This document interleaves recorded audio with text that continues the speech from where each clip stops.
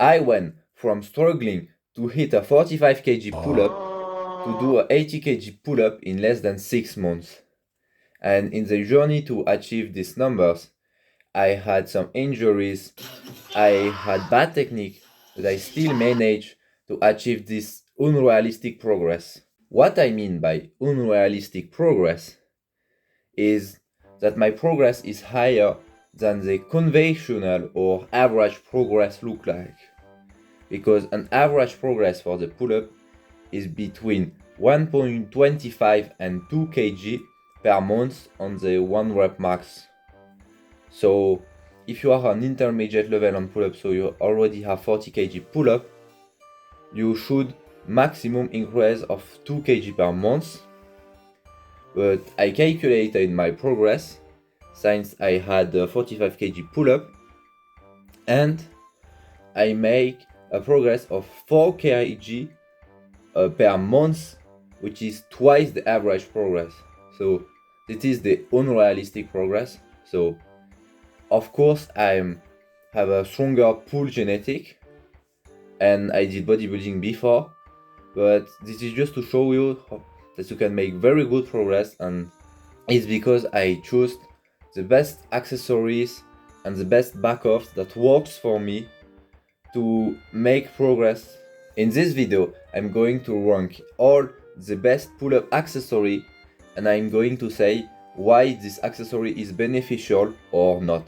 The first accessory, you have the bicep curl or the hammer curl. So every accessories that don't really train pull-ups is mainly shitty. So if you do biceps, it will never make you stronger at pull-ups. This is very stupid bodybuilder mindset that you can have very, very, very stupid. But maybe if you are doing, let's say, squat or deadlift, it is exercises that are very, very taxing for your CNS. So if you do, let's say, some leg extension for the squat or lower back for the deadlift, this can help you, because this won't create more CNS fatigue because you train only one muscle. But for the pull-ups, it's already an exercise that don't create that much CNS fatigue. So if you do some isolation, you isolate your biceps or your forearms, you won't really need it unless you have some injury. You don't need to do biceps curls. It is very stupid. And doing biceps curl won't make you stronger at the top if you are struggling at the top. So this is very stupid to do all this kind of shit. Also, lat pull down. Lat pull down, one argument for lat pull down is that you have more stability, and this helps going to failure, and you learning how to use your back, having more mind muscle connection. But lat pull down is also very retarded. Like, if you want to do bodybuilding and shit of the street lifting, just do bodybuilding, but don't do lat pull down. Never do that. The second accessory exercise, the slow pull-up. So slow pull-up is basically you are going slow at when you are going up, or just going slow at the negative, and this can help if you are struggling at the stop on the pull-up. But it's mainly just creating a lot of fatigue. By controlling the negative, you will be much sore. You are not learning to be explosive, and this don't train that much the top part. I mean, that is just some stupid. You're going to build muscle, but you're not going to get stronger in pull-ups. It's mainly stupid. Don't do that. Very stupid. Then you have the paused pull-up. Paused pull-up can be good if you are struggling to hit at the top part, to have your chin over the bar. This can be decent, not the best, but you can do paused pull-up. But it's more some isometric hold, so that's why I don't do it.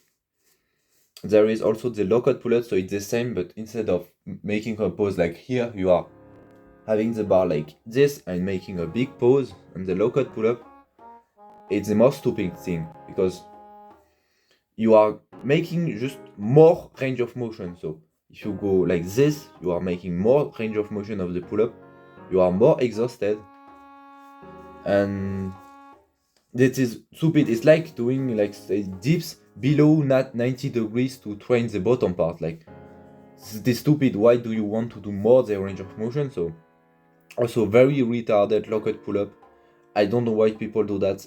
Extremely stupid.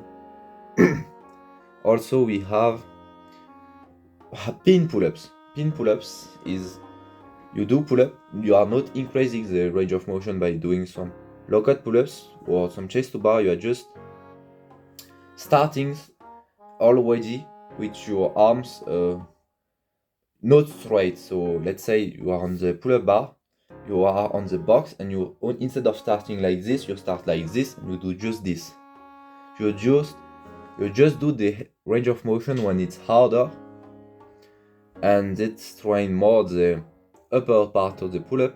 But the thing is, the problem is with the pin pull-up is that you can't, like, you need to choose at which moment you are starting. So let's say, so if you are, maybe you can start a little like this, you can start here, you can start here.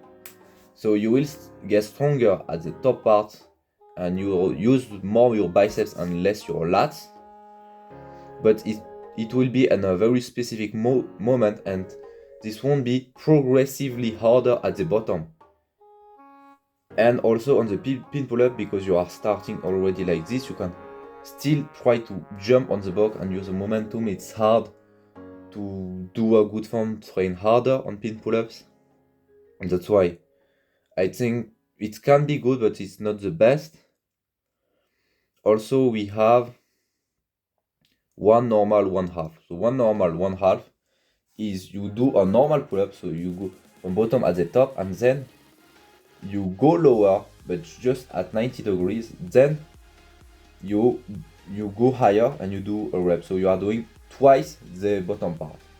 This is a very good exercise because this is very specific to the pull-up. So you are doing one pull-up and then one half pull-up, and it is very specific. But the thing is, if you see my 60 kg pull-up, I am basically like struggling to go up, and then I go lower, and then I go up, and another time is in the one normal, one half. You are learning how to create momentum, especially at 90 degrees with your elbow, especially like here. But if it's like here, it's not some specific part. It's not like all the part. It's only one specific part when you are getting stronger. So if you can see my 60 kg pull-up, like I just learning how to get stronger in one normal, one half, but I am not learning to get stronger in pull-ups at all. Banded pull-up. So banded pull-up is some pull-up with some elastic. So the problem is that it's not very specific on the pull-up because the mechanic tension is a little bit different, and the elastic can just shift the weight a little. So it's not specific, but the big advantage is that you are making it progressively harder at the top. So it's not like one normal, one half, or pin pull-up or paused pull-up. When you are getting stronger in one very specific part, you are getting stronger in progressively more at the top. So it's a little everywhere, and that's a great advantage with banded pull-ups. Also, we have tempo pull-ups. So tempo pull-ups is, like I said, slow pull-ups, but you are either like, let's say you are doing a pull-up, it's like up, 1, 2, and then going up. You are making a break at a specific part of the movement. So this is what I do like Dawe-sama. So say you do a pull-up, you do like this, and then you make a break, and then you go like this. So there is something similar with the one normal, one half, is that you start momentum, you try to get explosive at this part already. So normally, like on the normal pull-up on competition, you try to get the most explosivity when you start with your lats, but here you are making the pause of the movement, and then you try to start another time and try to get explosive with your biceps and forearms, but the tempo pull-up you are making it as a specific moment. That's why it's hard to find the perfect accessory exercise, but it's very specific to the pull-up. So you are not doing some banded pull-ups, you are not doing some lat pull downs when it's something completely different. It's very just the pull-ups. So that's the what is good on it. And you need to just this help to get stronger at the top, the tempo pull-up, and it can also help to learn the technique, especially like not on the pull-up, but if you do squats or dips, doing tempo can help to learn the technique. And yeah, as I said, if you learn how to like start to be explosive, start your movement when you lose the momentum, because you make a break. So when you lose the momentum, you learn to restart and try to lock the pull-up. So a very famous accessory, chest to bar pull-up. Chest to bar pull-up is when you are like getting higher, so your chest is touching the bar, and the biggest problem is that first you are making more range of motion that you don't need. So you are learning something different that is very extremely not specific to the pull-up, something very different. And even if it helps like building explosivity at the start with your back, you are making some different movements. So if you see the details, basically on the chest to bar you start with a big arch, and at the stop you are still arching your chest to touch the chest with your bar, and it's different with the pull-up. So basically, if you do pull-up for strength, you should start with the arch to use your back. So use your back at the start, and then when you go up, do a little bit more hollow pull-up at the start to squeeze the plate, use your abs. So if you do pull-ups for strength, you start with the arch at the bottom, and at the top you are doing more hollow, and that is because like this is the reason why chest to bar is not the best, because you are still arching at the top on the pull-up, so the movement pattern is very different. And also chest to bar won't help you have more muscle up and won't help you being very more explosive with the back. So it is bad even on the warm-up, even if this creates not a lot of fatigue. This is not very important. What is best is just when you do your easy warm-up before your set with like 10 kg, 20 kg, try to do it like extremely quick, so less than 0.7 seconds, or you try to get the most quickest possible to like this is how you learn to be explosive. So when you are doing your easy warm-up, you try to on body weight or on easy weight, low weight, on light weight, you try to get extremely quick, like almost your chin must like hit the bar almost, like because you are so quick, and that is how you learn to be explosive. But doing chest to bar in warm-up is a waste of time and stupid. Then we have desktop pull-up. So this is not an accessory we speak about, but it's good to say that in competition, when you are doing endurance pull-up in calisthenics, or you are doing like 1 rep max on street lifting, you can't use stretch reflex. So stretch reflex is when you are like just falling, like don't controlling the negative, and then you use your lats, and then bam, you do like hop, and you learn to just do the competition form. But that is very good is that you train more the lats, because doing like dead stop without a stretch reflex like help you learn to get stronger at the bottom, because you need to build a lot of explosivity when you start your pull-up without the stretch reflex, so your lats are working a lot, and it's more challenging for your back to do on dead stop. That's why it's great. Let's say I do 5 times 5, and sometimes I do dead stop pull up. Also, we have pull-ups without weight control, so it is also not common accessory, but there is like Philips only that does that. Is basically you don't squeeze the plate. So normally there is a specific technique to squeeze the plate on the pull-up to get stronger. So at the start, when you are arching your back for the pull-up with your legs, you are making the weight a little, you are making it higher to, because it's easier at the start of the pull-up, so you're trying to build momentum, make the weight higher, and then you are using your abs, squeezing the plate at the top, trying to grind a little. And basically, if you do with a weight control, it's a little harder at the top, but also at the beginning, because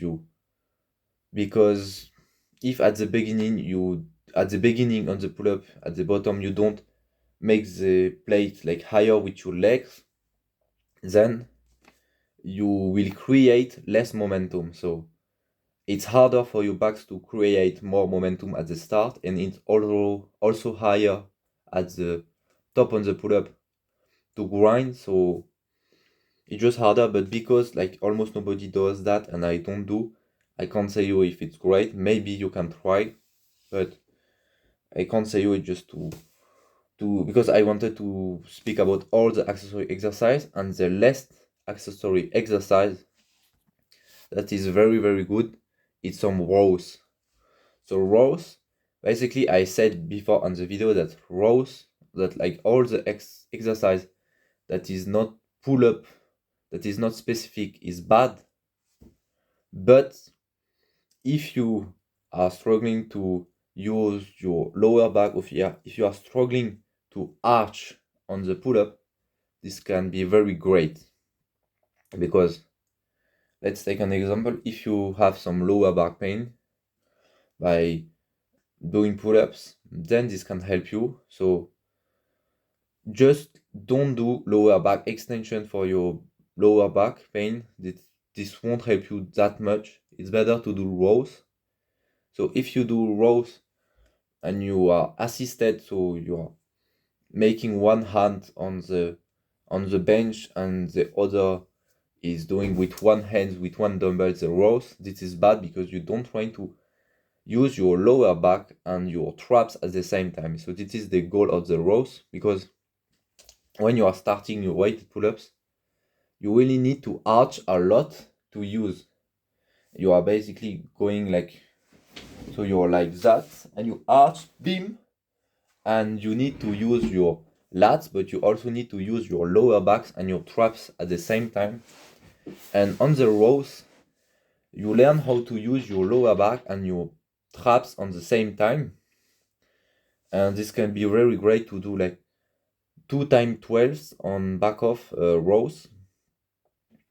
So if you have lower back pain, never like just do rows, don't do lower back extension. And what is the argument to that is that just if you take one Jan Barsigel, the most famous calisthenics guy, he had lower back pain. He did like lower back extension, and then he still had injury. Then he started training plunge. He still had injury everywhere on front lever, like 5 injuries in a year for calisthenics, like really stupid. And if you take We Get Better, that did rows, he just get stronger and didn't have injury. This is the only argument, but there is no studies, of course. To find the video purposeful, don't like, just take action. Maybe if you have some question, you can write in the comment. If you don't know what is, like, say, a back off or tertiary session, maybe you can ask. Or if you don't understand the form of the pull-up, just take action. If you, let's say, want to implement, like add an accessory exercise that works for you as a back off or as a tertiary session for the pull-ups, you can do it. And if you don't know what is a back off or a tertiary session, there is some things to work about, probably. So just remember to take action, because if you don't take action, this is not an educational video, this is a pleasure shitty video, and this video that I made is low dopamine. So I hope that at least you learn something.